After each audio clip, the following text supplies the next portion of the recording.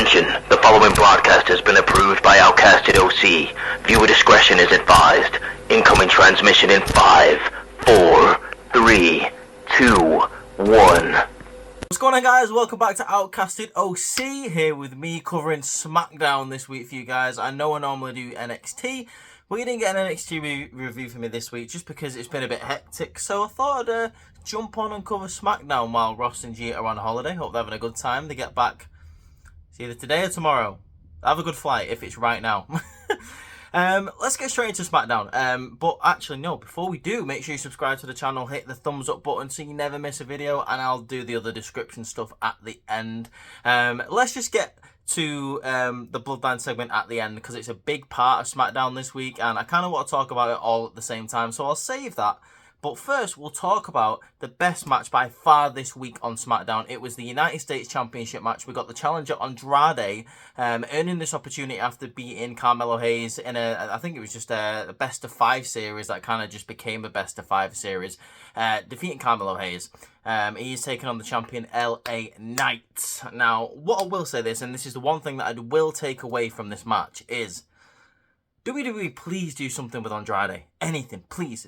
I feel like this is the reason why we need another mid-card championship, like a European championship or something, just because there's so many talent in the mid-card that one person holding a mid-card championship is kind of holding a lot of people down. There's people like Andrade who are not yet ready for the world championship scene, but at the same time really need to be in a division where they're winning more championships.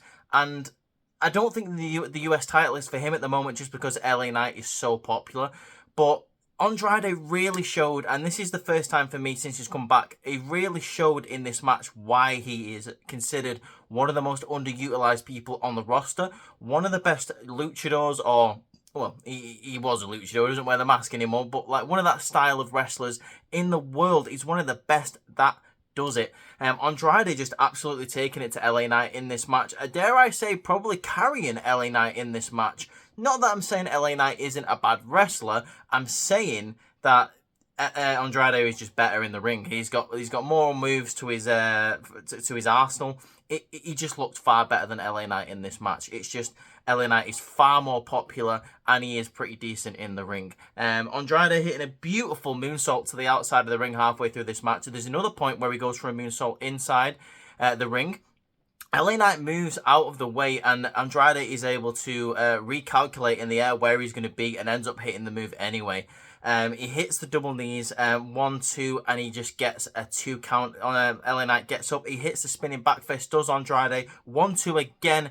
He's able to kick out LA Knight. BFT, however, comes a little bit later on in the match. 1, 2, 3, and Andrade is put down. Now, LA Knight is probably going to be holding this championship for a while, but as I say, Andrade really needs something to do in that division. We're going to be seeing another Carmelo Hayes and Andrade match, just because after this match, we go backstage, and Andrade is obviously disappointed in himself. Carmelo Hayes says, what was that? I've not seen a flop like that since the Sacramento Kings lost to the Lakers, which gets a massive boo from the crowd. Basketball reference from Carmelo Hayes. What else are you going to be expecting? He says, "You're washed. Go bag the fries, bro." I feel like that's like a new thing that people are saying, like, go bag the fries, like, that's all you're really good for, is what it means, I believe. I don't really know. I've not really heard it outside of America, but apparently a lot of Americans are saying it. It basically just means you're trash. But yeah, obviously them two start fighting. We get it announced next week that they're going to have a 6th match, Carmelo Hayes versus Andrade. Absolutely confirmed. Now, before we get to any more championship scenarios, I want to just quickly cover the funniest thing that happened on SmackDown this week.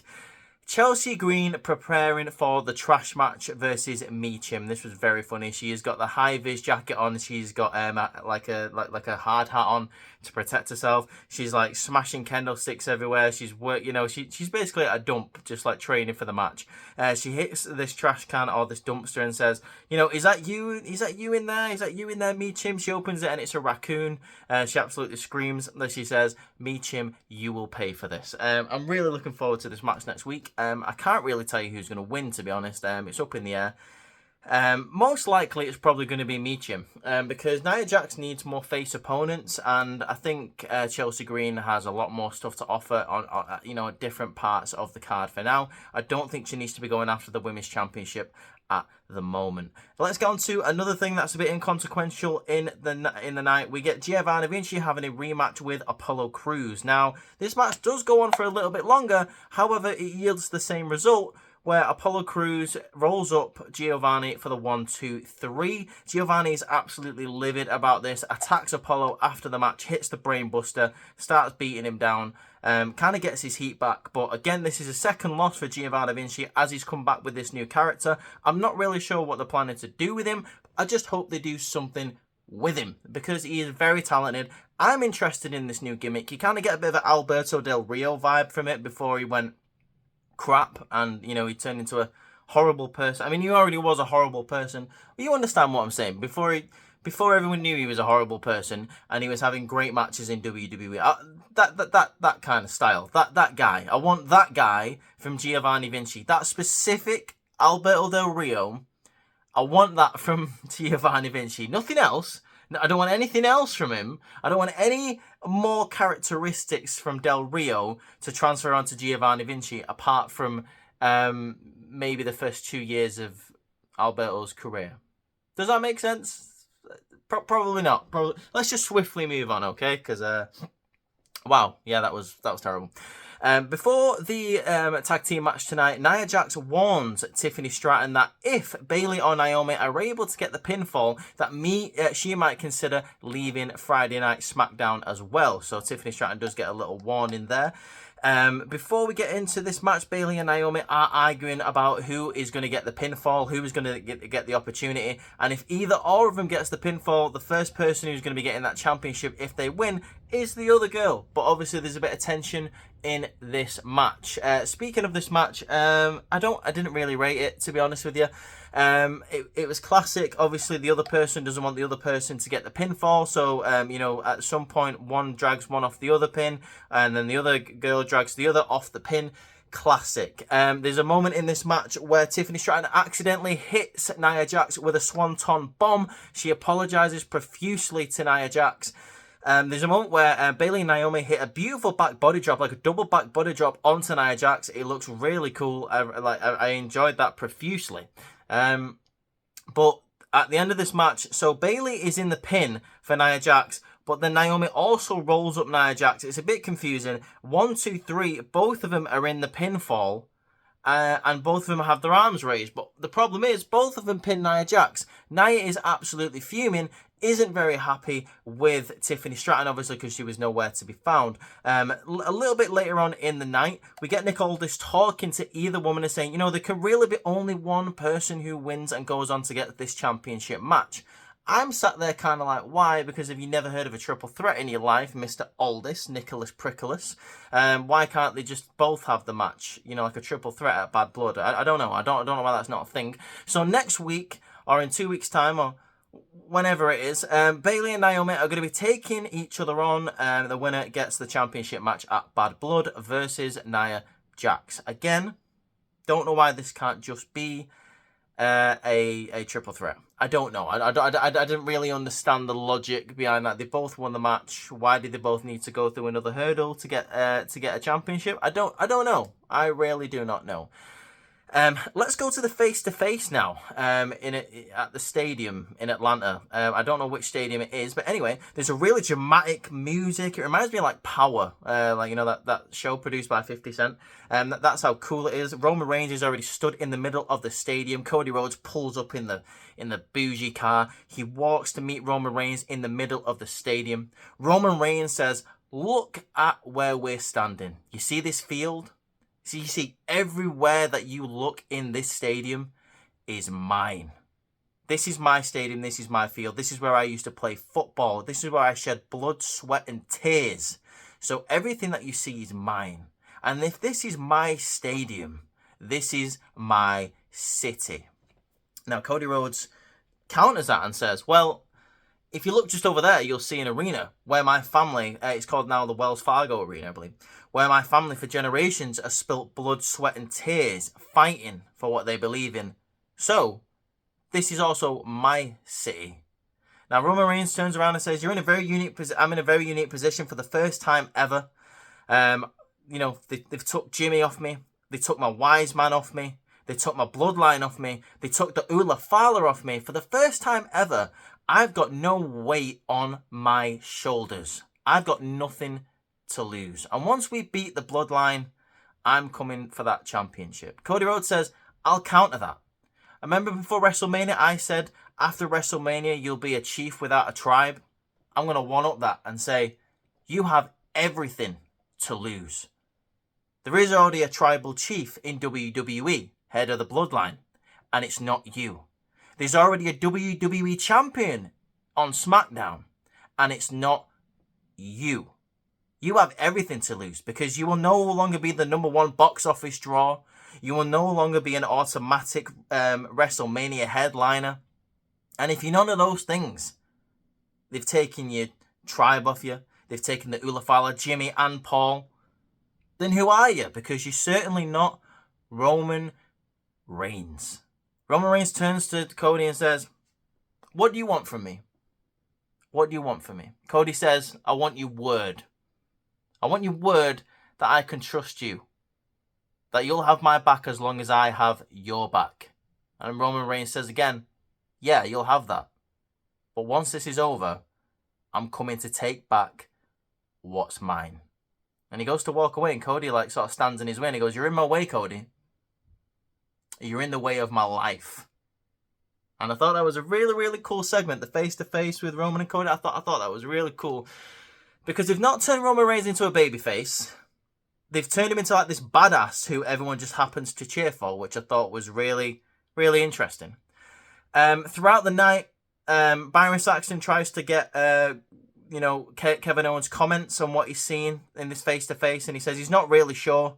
He's not really sure what to think, but if he's going to say something, then no offense, Byron, he's going to go out there and say it to everyone's face. He goes, in front of the crowd. Now, he gets in the ring and says, basically the same thing. He's not really sure what to say, but before he can really get into it, the Bloodline come out and interrupts and says, listen, Cody Rhodes and Roman Reigns are going to get what's coming to them at Bad Blood, but right now, it's Tama Tonga going doing that weird nah thing. I just think it's so funny. It's so weird. But he says, right now, Kevin Owens, you're going to get what's coming to you. And Kevin Owens starts fighting with the Bloodline 3-on-1. Obviously, it's not going too well. DIY come out to even the odds.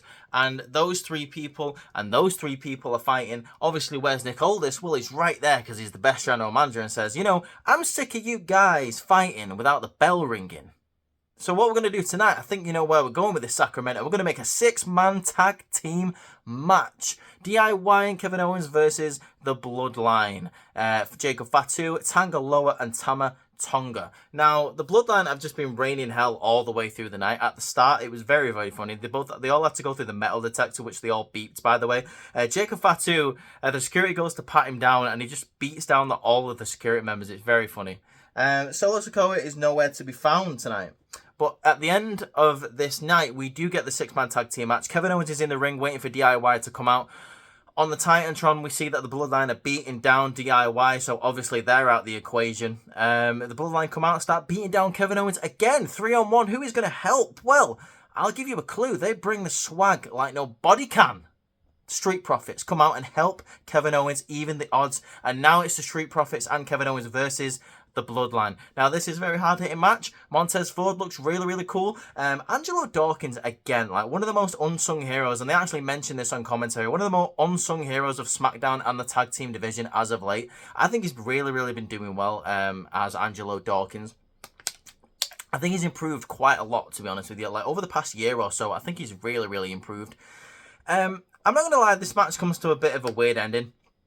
So the referee ends up throwing out this match just because they all just carry on fighting. He can't control it. They don't know what's going on. Jacob Fatu is put over hella in this match. All commentary can talk about is how good Jacob Fatu is, how dangerous he is, how he has all the tools to be a major, major star, how he has no empathy for anybody, how he is one of the biggest members of the Bloodline. Tama Tonga kind of gets his, praises sung a little bit, but nowhere near as much as Jacob Fatu, and Tanga Loa barely gets a mention. But yeah, everyone is just talking about Jacob Fatu. You know, they're well within their rights to do so, because Jacob Fatu just beats down everybody. Like, the Bloodline are having a fight, obviously, with the Street Profits and the Kevin Owens after the bell's been rung, but Jacob Fatu is really the odds evener. Like, he really turns the tables over and over again for the Bloodline. The Street Profits are taken out. They're pretty much done for. Kevin Owens keeps trying to fight back in the 3-on-1 situation, but obviously the numbers game is just too strong for him. Eventually, DIY drag themselves out of the backstage area because they're all down and broken, and then they end up getting beaten up too by Jacob Fatu. So at the moment, the Bloodline is just beating down like 5 people, and they just continue to rain hell. Kevin Owens is about to be put through the announce table when obviously DIY do come out and like try and save the day, but you know, it's just too late. Like, there's too many people getting beaten down by the Bloodline at this point. Kevin Owens is in the ring. Jacob Fatu is about to hit a major move onto Kevin Owens when Cody Rhodes comes out to even the odds with a steel chair. The Bloodline run for it apart from Fatu. He gets hit with a Cody cutter and then rolls out of the ring, only leaving Kevin Owens and Cody Rhodes there at the end. Bit of tension, because obviously we don't know how Kevin Owens really feels about Cody Rhodes, you know, teaming up with Roman Reigns to face the Bloodline. We know that he's not very happy about it, but he kind of understands that it has to be done. They kind of have a little bit of a tense hug where Kevin Owens does not, like, you know, like hold his arms up. He just got sort of stood there and Cody Rhodes gives him a hug. Smackdown goes off the air with Cody Rhodes looking in the camera. You're doing the classic, you know, see you later guys shot, and Kevin Owens is in the background staring a hole through Cody Rhodes. And that is your end of the Smackdown review, guys. What did you think of it this week? I thought Smackdown was pretty decent, to be honest with you. I quite enjoyed it. I quite liked the ongoing story all night with the Bloodline and Kevin Owens. The whole face-to-face with Cody Rhodes and Roman Reigns was unbelievable. I thought that was really, really entertaining. But let me know what you think of it in the comments. Did you enjoy it? Also, hit the like button, you know, the thumbs up button, to let us know that you're enjoying these videos and to let me know that you enjoyed this review. Check out Courtney's review of Monday Night Raw from this week all the way back on Tuesday. Obviously, there was no podcast or NXT review this week just because we're short-staffed at Outcasted OC this week. But you can go and follow us on X/Twitter, Instagram, and on TikTok at Outcasted OC if you want to catch any more content. All of our individual links will be in the description down below as well. Guys, stay tuned for next week because we will be having a podcast for you guys. Obviously, the Raw and NXT reviews are going to be coming. The NXT review is returning, and Ross and G will be here to provide your Smackdown review. But for now, guys, take care. We the ones. Acknowledge Outcasted OC. Peace out.